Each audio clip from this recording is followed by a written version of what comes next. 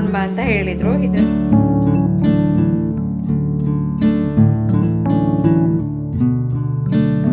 Hi ನಮಸ್ಕಾರ, welcome back to the channel. ನೀವೆಲ್ಲರೂ ಹೇಗಿದ್ದೀರಾ? ನೀವೆಲ್ಲರೂ ಚೆನ್ನಾಗಿದ್ದೀರಾ ಅಂತ ನಾನು ಅಂದ್ಕೊಂಡಿರ್ತೀನಿ. ಸೊ ನಾನು ದಾಂಡೇಲಿಯಿಂದ ವ್ಲಾಗ್ಸನ್ನು ಮಾಡ್ತಾ ಇದ್ದೀನಿ. ಬೇಸಿಗೆ ರಜೆ ಅಂತ ಹೇಳಿ ನಾನಿಲ್ಲಿ ಅಮ್ಮನ ಮನೆಗೆ ಬಂದಿರೋದು. ಇವತ್ತು ಅಪ್ಪನಿಗೆ ಒಂದು ಆರ್ಡ್ರ್ ಇತ್ತು. ನಮ್ಮದು ಕೇಟ್ರಿಂಗ್ ಬಿಸ್ನೆಸ್ ಇದೆ ಅಂತ ತುಂಬ ಹಿಂದೆನೇ ಹೇಳಿದ್ದೆ ಅಲ್ವಾ. ಮತ್ತು ನಾನು ಕೆಲವೊಂದು ದಾಂಡೇಲಿ ವ್ಲಾಗ್ಸ್ಗಳನ್ನು ಪೋಸ್ಟ್ ಮಾಡ್ತಾನೆ ಇದ್ದೀನಿ. ಹಿಂದಿನ ವ್ಲಾಗ್ಸ್ನೆಲ್ಲ ಚೆಕ್ ಮಾಡಿದ್ರೆ ನಿಮಗೆ ದಾಂಡೇಲಿ ವ್ಲಾಗ್ಸು ನೋಡೋಕ್ಕೆ ಸಿಗತ್ತೆ. ಹಾಗೆ ಅಪ್ಪನಿಗೆ ಇಲ್ಲಿ ಆರ್ಡರ್ ಇದ್ದಾಗ ನಮಗೇನು ಬಿಗಿ ಕೆಲಸ ಇರೋದಿಲ್ಲ, ಯಾಕಂದರೆ ಅಪ್ಪನಿಗೆ ಸಾಕಷ್ಟು ಜನ ಹೆಲ್ಪರ್ಸ್ ಇದ್ದಾರೆ. ಸೊ ಆ ದಿನದ ಕೆಲಸಕ್ಕೆ ಎಷ್ಟು ಜನ ಬೇಕೋ ಅಷ್ಟು ಜನರನ್ನ ಫೋನ್ ಮಾಡಿ ಕರೆಸ್ಕೊಂಡ್ರೆ ಆಯಿತು, ಅವರೆಲ್ಲವೂ ಹೆಲ್ಪನ್ನು ಮಾಡ್ತಾರೆ. ಸೊ ಇಲ್ಲಿ ಏನಂದರೆ ನಮಗೆ ತಿನ್ನೋದು ಮಾತ್ರನೇ ಕೆಲಸ, ಯಾಕಂದರೆ ಆರ್ಡರ್ಸ್ ಇರುವಾಗ ಸಾಕಷ್ಟು ವೆರೈಟಿ ಐಟಮ್ಸನ್ನು ಮಾಡಿರ್ತಾರಲ್ವ. ಹಾಗಾಗಿ ಆರ್ಡರ್ಸನ್ನೆಲ್ಲ ಕಳಿಸಿದಾದ್ಮೇಲೆ ಸ್ವಲ್ಪ ನಾವೇನು ತೆಗೆದಿಟ್ಕೊಂಡಿದ್ದೀವಿ ಅದನ್ನು ತಿನ್ನೋದಷ್ಟೇ ಕೆಲಸ ನಮಗೆ. ಅದನ್ನೇ ನಾನು ಮತ್ತು ನನ್ನ ತಂಗಿ ಇಬ್ಬರು ಅಮ್ಮನ ಹತ್ರ ಹೇಳ್ತಾ ಇದ್ವಿ, ನೀವೇನಾದರೂ ಬೆಂಗಳೂರಲ್ಲಿ ಇದೇ ಕೆಲಸ ಮಾಡ್ತಿದ್ರೆ ಪ್ರತಿದಿನ ನಮ್ಗೆ ಅಡುಗೆ ಮಾಡೋ ಕೆಲಸನೇ ಇರ್ತಿರ್ಲಿಲ್ಲ, ಬಂದುಬಿಟ್ಟು ನಾವು ಪಾರ್ಸಲನ್ನು ತೊಗೊಂಡ್ಬಿಡ್ತಿದ್ವಿ ಅಥವಾ ಡಬ್ಬಿಯನ್ನು ತುಂಬಿಸ್ಕೊಂಡು ಹೋಗ್ತಿದ್ವಿ ಅಂತ ತಮಾಷೆ ಮಾಡ್ತಿದ್ವಿ. ಅಮ್ಮನೂ ಅದನ್ನೇ ಹೇಳ್ತಿದ್ರು, ಹೌದು ನೀವು ಅಡುಗೆ ಮಾಡೋ ಕೆಲಸನೇ ಇರ್ತಿರ್ಲಿಲ್ಲ, ಪ್ರತಿದಿನ ಡಬ್ಬಿ ಕಳಿಸ್ಬಿಡ್ತಿದ್ದೆ ಅಂತ ಹೇಳಿ. ನೆವರ್ಲೆಸ್ ನಾವು ಇವಾಗ ಬೆಂಗಳೂರಲ್ಲಿ ನಮ್ಮ ಅಡುಗೆನ ನಾವೇ ಮಾಡ್ಕೊಂಡು ತಿಂತಾಯಿದ್ದೀವಿ. ಹಾಗೆ ಇಲ್ಲಿ ಮಕ್ಕಳು ಹಸುವು ಅಂತ ಹೇಳ್ತಿದ್ರು, ಅದಕ್ಕೋಸ್ಕರ ನಾನಿಲ್ಲಿ ಈ ರೀತಿಯಾದ ಕಟ್ ಫ್ರೂಟ್ಸ್ನೆಲ್ಲ ಮಿಕ್ಸ್ ಮಾಡಿಬಿಟ್ಟು ಅವರಿಗೆ ಬೌಲ್ ರೀತಿಯಾಗಿ ಮಾಡಿಕೊಟ್ಟೆ. ಒಂದೊಂದೇ ಹಣ್ಣು ಕೊಟ್ಟಾಗ ತಿನ್ನಕ್ಕೆ ಬೋರು ಅಂತ ಹೇಳ್ತಾರೆ. ಈ ರೀತಿಯಾಗಿ ಕಲರ್ಫುಲ್ಲಾಗಿ ಒಂದು ಪ್ಲೇಟ್ ರೆಡಿ ಮಾಡಿಕೊಟ್ರೆ ಇಷ್ಟಪಟ್ಟು ತಿಂತಾರೆ. ಹಾಗೆ ನಾನು ಮೆಣಸಿನ್ಕಾಯಿ ತೋರಿಸಿದ್ನಲ್ಲ, ಅದು ಅಪ್ಪನಿಗೆ ಒಬ್ಬರು ಫ್ರೆಂಡು ಕೊಟ್ಟು ಕಳಿಸಿದ್ರಂತೆ. ಈ ರೀತಿಯಾದ ಮೆಣಸು ನಮ್ಮಲ್ಲಿ ಬೆಳೆದಿದ್ದೀವಿ ತಗೊಳ್ಳಿ ಅಂಥೇಳಿ, ಅದನ್ನೇ ನಾನು ನೋಡ್ತಿದ್ದೆ. ಆ ಥರದ ಮೆಣಸು ನಾನು ಅಪರೂಪ ನೋಡೇ ಇಲ್ಲ ಅಂತಲೇ ಹೇಳ್ಬೋದು. ಅದೇನು ತುಂಬ ಖಾರ ಇರೋದಿಲ್ಲ, ನಾರ್ಮಲ್ ಖಾರ ಇತ್ತು. ಪಲ್ಯ ಮಾಡೋಕ್ಕೆ ತುಂಬಾ ಚೆನ್ನಾಗಾಯಿತು. ಅಮ್ಮ ಅದರದ್ದು ಕಾಳು ಹುಡಿ ಎಲ್ಲ ಹಾಕಿ ಪಲ್ಯ ಮಾಡಿದರು. ನೆಕ್ಸ್ಟ್ ನಾನು ಆ ರೆಸಿಪಿನ ಯಾವತ್ತಾದರೂ ಶೇರ್ ಮಾಡ್ತೀನಿ. ಹಾಗೆ ಇಲ್ಲಿ ಅಪ್ಪಂದು ಅಡುಗೆ ಕೂಡ ಫಿನಿಶ್ ಆಗಿದೆ. ಇವತ್ತು ಪಲ್ಯ ಇತ್ತು, ಹಾಗೆ ಪನ್ನೀರ್ ಮಟರ್ ಕೂರ್ಮಾ ಇತ್ತು, ಹಾಗೆ ಕೋಸಂಬರಿ ಮತ್ತು ಪುಲಾವು, ಇದಲ್ಲದೆ ಮತ್ತು ಪೂರಿ ಕೂಡ ಇತ್ತು. ಸೊ ನಾನಿಲ್ಲಿ ಎಲ್ಲ ಡಬ್ಬಿಗಳನ್ನು ತೆಗೆದು ಒಮ್ಮೆ ತೋರಿಸು ಅಂತ ತಂಗಿ ಹತ್ರ ಹೇಳ್ತಿದ್ದೆ, ಅವಳು ಕೂಡ ಹೆಲ್ಪ್ ಮಾಡಿದ್ಲು. ಹಾಗೆ ಇಲ್ಲೊಂದು ದಾಲ್ ಇದೆ, ಇದಲ್ಲದೆ ಮತ್ತು ಬಜ್ಜಿಯನ್ನು ಕೂಡ ಮಾಡಿಟ್ಟಿದ್ದಾರೆ. ಆಲ್ಮೋಸ್ಟ್ ಒಂದು 12 ಗಂಟೆ ಅಂದರೆ ಊಟ ರೆಡಿ ಆಗಿಬಿಡುತ್ತೆ, ತೊಗೊಂಡೋಗಿ ಕೊಡೋದಷ್ಟೇ. ಸೊ ಇಲ್ಲಿ ಫೈನಲ್ ಆಗಿ ವೈಟ್ ರೈಸ್ ಕೂಡ ಇದೆ. ಮತ್ತು ಅವರು ಪೂರಿ ಆರ್ಡರ್ ಏನು ಕೊಟ್ಟಿದ್ರು ಅದನ್ನು ಲಾಸ್ಟಲ್ಲಿ ಕರೀತಾರೆ, ಮುಂಚೆನೇ ಕರೆದಿಟ್ರೆ ಅದು ಫುಲ್ಲು ಮೆತ್ತಗಾಗ್ಬಿಡುತ್ತಲ್ಲ, ಹಾಗಾಗಿ ಮತ್ತು ತಣ್ಣಗೂ ಕೂಡ ಆಗುತ್ತೆ. ಸೊ ಇಲ್ಲಿ ಎಲ್ಲ ಮಾಡಿದ್ದಾಯಿತು. ನನ್ನ ಪ್ಲ್ಯಾಟರ್ ನೋಡಬಹುದು ನೀವು. ಹಾಗೆ ನನ್ನ ಪ್ಲೇಟನ್ನು ನೀವು ನೋಡ್ಬೋದು. ಫೈನಲ್ ಆಗಿ ಈ ರೀತಿಯಾಗಿ ಇಟ್ಕೊಂಡು ಒಂದು ವೀಡಿಯೋನ ಮಾಡಿಕೊಂಡೆ. ಒಂದು ಪೂರಿ ಇದೆ, ಹಾಗೆ 2 ರೀತಿಯಾದ ಪಲ್ಯ, ಪುಲಾವು, ರಾಯ್ತ, ಹಾಗೆ ಒಂದು ದಾಲ್ ಇದೆ. ವೈಟ್ ರೈಸ್ ನಾನು ಹಾಕ್ಕೊಂಡಿಲ್ಲ ಇವತ್ತು. ಹಾಗೆ ಬಜ್ಜಿ ಇದೆ ಮತ್ತು ಹೋಳಿಗೆ ಕೂಡ ಇದೆ. ಹೋಳಿಗೆ ಇದು ಹೊರಗಡೆಯಿಂದ ನಾವು ಆರ್ಡ್ರ್ ಕೊಟ್ಟು ಮಾಡಿಸಿರೋದು. ಮಧ್ಯಾಹ್ನದ ಭೂರಿ ಭೋಜನ ಮುಗಿದ ನಂತರ ಸಂಜೆ ಹೊತ್ತು ನಾವು ಲೇಔಟ್ ಕಡೆಗೆ ಹೋದ್ವಿ. ಇಲ್ಲೊಂದು ಹೊಸ ಲೇಔಟ್ ಬರ್ತಾ ಇದೆ. ಸೊ ಅಲ್ಲಿ ನಮ್ಮ ಆಟ ಆಡೋಕ್ಕೆ ಚೆನ್ನಾಗಾಗತ್ತೆ, ಮಕ್ಕಳಿಗೆ ಎಸ್ಪೆಷಲಿ ಅವರಿಗೆ ಆಟ ಆಡೋಕ್ಕೆ ಚೆನ್ನಾಗಾಗುತ್ತೆ. ಹಾಗೆ ನಮಗೆ ವಾಕ್ ಮಾಡೋಕ್ಕೆ ಚೆನ್ನಾಗಾಗುತ್ತೆ. ಇಲ್ಲಿ ಸನ್ಸೆಟ್ ನೋಡ್ಬೋದು ಎಷ್ಟು ಚೆನ್ನಾಗಿ ಕಾಣಿಸ್ತಾ ಇದೆ ಅಂಥೇಳಿ. ಹೋದ ಕೂಡಲೇ ನಮಗೆ ಈ ರೀತಿಯಾದ ಸುಂದರವಾದ ಒಂದು ಸನ್ಸೆಟ್ಟು ನಮ್ಮನ್ನು ವೆಲ್ಕಮ್ ಮಾಡ್ತು. ಸೊ ನಾವಿಲ್ಲಿ ನೋಡಿಕೊಂಡು ಅದು ಇದು ಕಥೆಯನ್ನು ಹೇಳ್ಕೊಂಡು ಹೋಗ್ತಾಯಿದ್ರೆ ಮಕ್ಕಳಿಬ್ಬರು ಮುಂದೆ ಓಡ್ತಿದ್ದಾರೆ, ಏನಿದೆ ಅಂತ ಎಕ್ಸ್ಪ್ಲೋರ್ ಮಾಡಬೇಕು ಅನ್ನೋ ಕ್ಯೂರಿಯಾಸಿಟಿ ಅವರಿದ್ದು. ಹಾಗೆ ನೋಡಿ ಹಕ್ಕಿಗಳೆಲ್ಲ ಮರಳಿ ತಮ್ಮ ಗೂಡಿಗೆ ಹೋಗ್ತಾ ಇವೆ. ಇಲ್ಲಿ ಒಂದು ಹೊಸ ಲೇಔಟ್ ಆಗಿರೋದ್ರಿಂದ ಅಲ್ಲಲ್ಲಿ ಚಿಕ್ಕ ಚಿಕ್ಕ ಕಾಡು ಸಸಿಗಳು ಬೆಳ್ಕೊಂಡಿದೆ. ಹಾಗೆ ಇಲ್ಲಿ ಏನು ಕಾಣಿಸ್ತಿದೆಯಲ್ಲ, ಇದು ಚಿಟ್ ಬದನೆಕಾಯಿ ಅಂತ ಹೇಳ್ತೀವಿ ನಮ್ಮ ಕಡೆ. ಇದನ್ನು ಬಳಸಿಬಿಟ್ಟು ನಾವು ಪಲ್ಯವನ್ನು ಮಾಡ್ತೀವಿ. ಯಾವತ್ತಾದರೂ ಇದನ್ನು ಕೊಯ್ಕೊಂಡು ಹೋಗಿ ಪಲ್ಯ ಮಾಡೋಣ ಅಂತ ಅಮ್ಮ ಹೇಳ್ತಿದ್ರು. ನೋಡೋಣ, ಇವತ್ತಂತೂ ಸಖತ್ತಾಗಿ ತಿಂದಿದ್ದೀವಲ್ವ, ಏನೂ ಹೊಟ್ಟೆಗೆ ಇಡಿಸೋ ಚಾನ್ಸ್ ಇಲ್ಲ, ಹಾಗೆ ಮಾಡೋ ಇಂಟ್ರೆಸ್ಟ್ ಇಲ್ಲ ಅಂಥೇಳಿ ಅಲ್ಲೇ ಬಿಟ್ಟಿದ್ದಾಯಿತು. ಮತ್ತು ಇಲ್ಲಿ ಹಕ್ಕಿಗಳನ್ನೆಲ್ಲ ನಾನು ರೆಕಾರ್ಡ್ ಮಾಡ್ಕೊಳ್ತಾ ಇದ್ದೆ. ಮಕ್ಕಳು ಇಲ್ಲಿ ಮಣ್ಣಾಡ್ತೀನಿ ಅಂತ ಬಂದರು ಆ್ಯಕ್ಚುಲಿ, ಬಟ್ ಇಲ್ಲಿ ಮಣ್ಣಷ್ಟು ಚೆನ್ನಾಗಿರಲಿಲ್ಲ ಈ ಸಲ.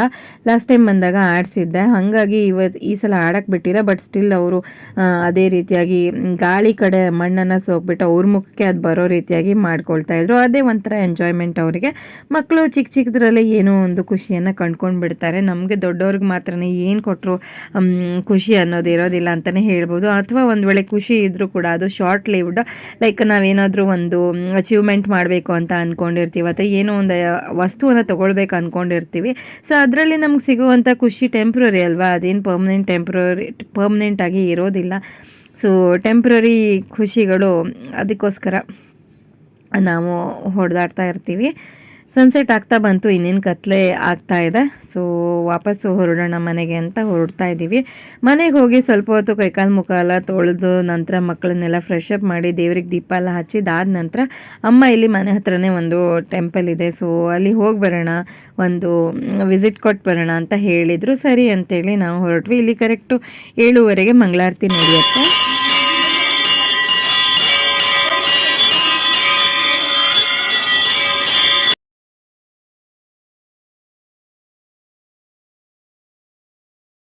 ಇಲ್ಲಿ ದೇವಸ್ಥಾನದಲ್ಲಿ ಪುಟಾಣಿ ಪಂಚಕಜ್ಜಾಯ ಕೊಡ್ತಾರೆ, ಅದು ಮಕ್ಕಳಿಗೆ ತುಂಬಾ ಇಷ್ಟ. ಅದಕ್ಕಾಗಿ ಮತ್ತೊಂದು ದಿವಸ ಹೋಗೋಣ ಅಂತ ಹೇಳ್ತಾ ಇದ್ರು. ವಾಪಸ್ ಬಂದಮೇಲೆ ಮನೆಗೆ ಬಂದಮೇಲೆ ನನ್ನ ತಂಗಿ ಅವರಿಬ್ಬರಿಗೂ ಡೊನಾಲ್ಡ್ ಡಕ್ಕನ್ನು ಬಿಡಿಸ್ಕೊಟ್ರು.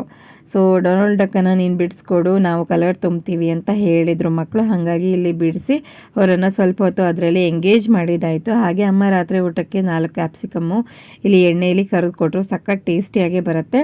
ಹಾಗೆ ಅಪ್ಪ ಬರುವಾಗ ಒಂದು ಕಿಂಡರ್ ಜಾಯನ್ನು ತೊಗೊಂಡು ಬಂದಿದ್ರು. ಇಬ್ಬರಿಗೂ ಮಕ್ಕಳಿಗೂ ಅದರಲ್ಲಿರೋ ಚಾಕ್ಲೇಟ್ ತಿನ್ನೋದಕ್ಕಿಂತ ಜಾಸ್ತಿ ಅದರಲ್ಲಿ ಟಾಯ್ಸ್ ಬರುತ್ತಲ್ಲ ಪುಟ್ ಪುಟಾಣಿದು, ಅದನ್ನು ನೋಡುವಂಥ ಕ್ಯೂರಿಯಾಸಿಟಿ. ನೋಡಿ ಈ ರೀತಿಯಾದ ಫಿಶಸ್ ಬಂದಿತ್ತು. ಹಾಗೆ ಅದು ಬ್ಯಾಟ್ರಿಯಿಂದ ಓಡುವಂಥ ಫಿಶ್ ಆಗಿರೋದ್ರಿಂದ ಅದರಲ್ಲಿ ಬೆಳಕು ಕೂಡ ಬರ್ತಾ ಇದೆ. ಮಕ್ಕಳಿಗಂತೂ ತುಂಬಾ ಖುಷಿ ಆಯಿತು. ನಮಗೂ ಕೂಡ ಅಷ್ಟು ಚಿಕ್ಕದೊಂದು ಐಟಮಲ್ಲಿ ಅಷ್ಟು ಚೆನ್ನಾಗಿ ಒಂದು ಟೆಕ್ನಿಕ್ ಬಳಸಿ ಲೈಟೆಲ್ಲ ಬರೋ ಹಾಗೆ ಮಾಡಿದಾರಲ್ಲ ಅಂತ ನೋಡಿ ಖುಷಿ ಆಯಿತು. ಅಮ್ಮನ ಜೊತೆ ಸ್ವಲ್ಪ ಹೊತ್ತು ಇನ್ನೊಂದೇನೋ ಆಟ ಆಡಿ ಕಳೆದ್ರು. ಇದಾದಮೇಲೆ ನೆಕ್ಸ್ಟ್ ಡೇ ಇಲ್ಲಿ ಅಪ್ಪ ಎಳ್ನೀರು ತಂದಿದ್ರು. ಮೊಮ್ಮಕ್ಕಳಿಗೇನೋ ತುಂಬ ಹೀಟ್ ಆಗಿದೆ, ಹಾಗಾಗಿ ಅವ್ರು ಎಳ್ನೀರು ಕುಡೀಲಿ ಅಂತ ಪಾಪ ತಂದು ಅದನ್ನು ನೀರೆಲ್ಲ ಬಗ್ಸಿ 2 ಲೋಟದಲ್ಲಿ ಸ್ಟ್ರಾ ಹಾಕಿ ರೆಡಿ ಮಾಡಿ ಇಟ್ಟಿದ್ರು. ಸೊ ನನ್ನ ಮಗಳು ಬೆಳಗ್ಗೆ ಎದ್ದ ತಕ್ಷಣ ಬ್ರಷ್ ಎಲ್ಲ ಆದ ನಂತರ ಈ ರೀತಿ ಅದನ್ನು ಕುಡಿತಾ ಕೂತ್ಕೊಂಡಿದ್ದಾಳೆ. ಪ್ರತಿದಿನ ವಾಸ್ತು ಬಾಗಿಲ ಹತ್ರ ನಾವು ಈ ರೀತಿಯಾದ ಒಂದು ಗಿಂಡಿ ಅಂತ ಹೇಳ್ತೀವಿ. ಇಲ್ಲಿ ಅಮ್ಮ ಈ ರೀತಿಯಾದ ಒಂದು ವಾಸನ್ನು ಮಾಡ್ಕೊಂಡಿದ್ದಾರೆ. ಇದನ್ನು ಇಡೋದು ಒಂದು ರೂಢಿ ಇದೆ. ಹಾಗೆ ಇಲ್ಲಿ ಪ್ರತಿದಿನ ಇದಕ್ಕೆ ನೀರನ್ನು ಚೇಂಜ್ ಮಾಡಿಬಿಟ್ಟು ಇದಕ್ಕೊಂದು ಫ್ರೆಶ್ ಹೂವನ್ನು ಹಾಕಿ ಹೀಗೆ ಇಡ್ತಾರೆ. ಇವತ್ತು ಅದನ್ನು ನನಗೆ ಮಾಡು ಅಂತ ಹೇಳಿದ್ರು ಅಮ್ಮ, ನಾನು ಮಾಡಿದೆ. ಹಾಗೆ ಇಲ್ಲಿ ತಂಗಿ ಸ್ವೀಟ್ ಕಾರ್ನು ಮತ್ತು ದಾಳಿಂಬೆ ಹಣ್ಣನ್ನು ಬಿಡಿಸಿ ಇಡ್ತಿದ್ದಾಳೆ, ಸಂಜೆಗೆ ಒಂದು ಸ್ಯಾಲೆಡ್ ಮಾಡಬೇಕು ಅಂಥೇಳಿ. ಮತ್ತು ಅಮ್ಮ ಇಲ್ಲಿ ಅಡುಗೆ ಮನೆಯಲ್ಲಿ ಅವರು ಶೇಖರಿಸಿಟ್ಟಂಥ ಎಲ್ಲ ಹಾದಿಯನ್ನು ಕಡಿದ್ಬಿಟ್ಟು ಬೆಣ್ಣೆ ಮಾಡಿಕೊಂಡ್ರು. ಹಾಗೆ ಇವತ್ತು ಮಜ್ಜಿಗೆ ಹುಲ್ಲಿನ ಒಂದು ಮಜ್ಜಿಗೆಯನ್ನು ಮಾಡಿಟ್ಕೊಳ್ಳೋಣ, ಒಂದು ಬಾಟಲಲ್ಲಿ ತುಂಬಿಟ್ರೆ ಫ್ರಿಜ್ಜಲ್ಲಿ ನಮಗೆ ಕುಡಿಯೋಕ್ಕೆ ಚೆನ್ನಾಗಿರುತ್ತೆ ಅಂತ ಅಮ್ಮ ಹೇಳಿದರು. ಸರಿ ಅಮ್ಮ, ನಾನು ವೀಡಿಯೋ ಕೂಡ ಮಾಡ್ಕೊಳ್ತೀನಿ ಅಂದರು. ಖಂಡಿತ ನಾನು ಎಲ್ಲ ಹೇಳ್ತೀನಿ ಅಂತ ಹೇಳಿದರು. ಹಾಗಾಗಿ ಇಲ್ಲಿ ಟೆರೆಸ್ಗೆ ಬಂದೆ. ನೋಡಿ ಇಲ್ಲಿ ಅಪ್ಪನೇ ಬೆಳೆದಿರುವಂಥ ಮಜ್ಜಿಗೆ ಹುಲ್ಲಿದೆ. ಏನು ಅಂದರೆ ಒಂದು ಚಿಕ್ಕ ಸಸಿಯನ್ನು ನೆಟ್ಟಿದ್ದಂತೆ ಇದಿಷ್ಟು ದೊಡ್ಡಕ್ಕೆ ಚೆನ್ನಾಗಾಗಿದೆ. ಸಾಕು, ಒಂದು ಚಿಕ್ಕ ಚಿಕ್ಕ ಪಾಟ್ ಇದ್ದರೂ ಕೂಡ ಆರಾಮಾಗಿ ಮಜ್ಜಿಗೆ ಹುಲ್ಲನ್ನು ಬೆಳೆಸ್ಕೊಳ್ಬಹುದು. ಇವಾಗ ನಾನು ಮಜ್ಜಿಗೆ ಹುಲ್ಲನ್ನು ಕೊಯ್ಕೊಂಡು ಬಂದಿದ್ದಾಯಿತು. ಆದರೆ ಇದು ಎಷ್ಟು ಶಾರ್ಪ್ ಇರುತ್ತೆ ಅಂದರೆ ಎಲೆ ಕೊಯ್ಯುವಾಗ ಏನಾದರೂ ಮಿಸ್ ಆದರೆ ಕೈ ಕಟ್ಟಾಗೋದು ಗ್ಯಾರಂಟಿ. ಅಮ್ಮ ಒಂದಷ್ಟು ಮಜ್ಜಿಗೆ ಹುಲ್ಲು ಕೊಯ್ಕೊಂಡು ಬಾ ಅಂತ ಹೇಳಿದರು. ಇದರಲ್ಲಿ ಮಸಾಲೆ ಮಜ್ಜಿಗೆ ಮಾಡ್ತಾರಂತೆ. ಹೇಗೆ ಮಾಡ್ತಾರೆ ಅನ್ನೋ ರೆಸಿಪಿ ನಿಮ್ಮ ಜೊತೆ ಕೂಡ ನಾನು ಶೇರ್ ಮಾಡ್ತೀನಿ. ಸೊ ಆವತ್ತು ಕೂಡ ರೆಕಾರ್ಡಿಂಗ್ ಮಾಡಿಕೊಂಡೆ, ಬಟ್ ನನ್ನ ಫೈಲ್ಸ್ ಎಲ್ಲ ಕರಪ್ಟಾಗಿ ನನಗೆ ಹಾಕೋಕ್ಕಾಗಲಿಲ್ಲ. ಸೊ ಇವತ್ತು ನೀಟಾಗಿ ಅದನ್ನು ವಿಡಿಯೋ ಮಾಡಿ ಪೋಸ್ಟ್ ಮಾಡ್ತೀನಿ. ಹಾಗೆ ನಾನಿಲ್ಲಿ ಮಜ್ಜಿಗೆ ಹುಲ್ಲನ್ನು ಕೊಯ್ಕೊಂಡು ಕೆಳಗೆ ಬಂದಿದ್ದಾಯಿತು. ಮಜ್ಜಿಗೆ ಹುಲ್ಲು ಅಥವಾ ಲೆಮನ್ ಗ್ರಾಸ್ ಅಂತ ಹೇಳ್ತಾರಲ್ಲ ಅದು. ಇವಾಗ ಇದನ್ನು ಹೀಗೆ ನಾನು ಜಸ್ಟ್ ತೊಳ್ಕೊಳ್ತಾ ಇದ್ದೀನಿ. ಇಲ್ಲೇನು ಗಲೀಜೇನಿಲ್ಲ, ಆದರೂ ನಮ್ಮ ಸಮಾಧಾನಕ್ಕೆ ಕ್ಲೀನಾಗಿ ಇದನ್ನು ತೊಳ್ಕೊಂಡು ಬಂದು ಸಣ್ಣಗೆ ಇದನ್ನು ಹೆಚ್ಕೊಳ್ತಾ ಇದ್ದೀನಿ. ಬಟ್ಲಲ್ಲಿ ಈಗಾಗಲೇ ಅಮ್ಮ ಕರಿಬೇವಿನ ಎಲೆಗಳನ್ನು ಕೊಯ್ದು ಇಟ್ಟಿದ್ದಾರೆ. ಈಗ ಈ ರೀತಿಯಾಗಿ ಇದನ್ನು ಸಣ್ಣಕ್ಕೆ ಕತ್ತರಿಸ್ಕೊಂಡ್ರೆ ಆಯಿತು. ಹಾಗೆ ಇದಕ್ಕೆ ಒಂದು ಸಣ್ಣ ಶುಂಠಿಯನ್ನು ಕೂಡ ಹೆಚ್ಚಿ ಹಾಕಿದ್ದಾರೆ. ಹಾಗೆ ಒಂದಷ್ಟು ಹಸಿರು ಮೆಣಸು ಹಾಗೆ ಜೀರಿಗೆ, ಇದಿಷ್ಟನ್ನು ರೆಡಿ ಇಟ್ಕೊಂಡಿರೋದು. ಈಗ ಇದನ್ನು ಮಿಕ್ಸರ್ನಲ್ಲಿ ನೀಟಾಗಿ ನುಣ್ಣಗೆ ರುಬ್ಕೊಳ್ಬೇಕು. ಹೇಗಿದ್ದರೂ ನಾವು ಇದನ್ನು ಸೋಸ್ಕೊಳ್ಳೋದಿರುತ್ತೆ, ಹಾಗಾಗಿ ಏನು ತೊಂದರೆ ಇಲ್ಲ. ಸೊ ಈಗ ಎಲ್ಲವನ್ನು ನಾನು ನೀಟಾಗಿ ಇದನ್ನು ರುಬ್ಕೊಳ್ತಾ ಇದ್ದೀನಿ. ಅಮ್ಮ ರುಬ್ಕೊಂಡಿದ್ದಾಯಿತು.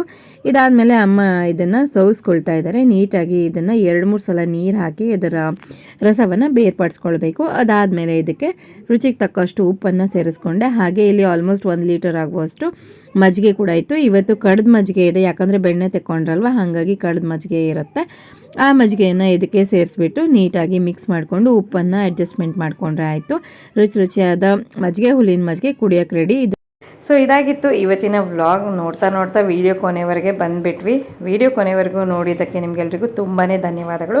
ವೀಡಿಯೋಸ್ ನಿಮಗೆ ಇಷ್ಟ ಆಗ್ತಿದ್ರೆ ಪ್ಲೀಸ್ ಒಂದು ಲೈಕನ್ನು ಕೊಡಿ. ಹಾಗೆ ಚಾನಲ್ಗೆ ಹೊಸಬಾಗಿದ್ದಲ್ಲಿ ಸಬ್ಸ್ಕ್ರೈಬ್ ಮಾಡ್ಕೊಂಡು ನೋಡಿ. ಹಾಗೆ ನಿಮ್ಮ ಫ್ರೆಂಡ್ಸ್ ಆ್ಯಂಡ್ ಫ್ಯಾಮಿಲಿಗೆ ಶೇರ್ ಮಾಡಿ ಅಂತ ಹೇಳ್ತಾ ಇವತ್ತಿನ ವ್ಲಾಗನ್ನು ಮುಗಿಸ್ತಾ ಇದ್ದೀನಿ. ಮತ್ತೊಂದು ಹೊಸ ವ್ಲಾಗ್ನೊಂದಿಗೆ ಭೇಟಿಯಾಗೋಣ. ಅಲ್ಲಿವರೆಗೂ ಎಲ್ರಿಗೂ ಧನ್ಯವಾದಗಳು. Take care and bye.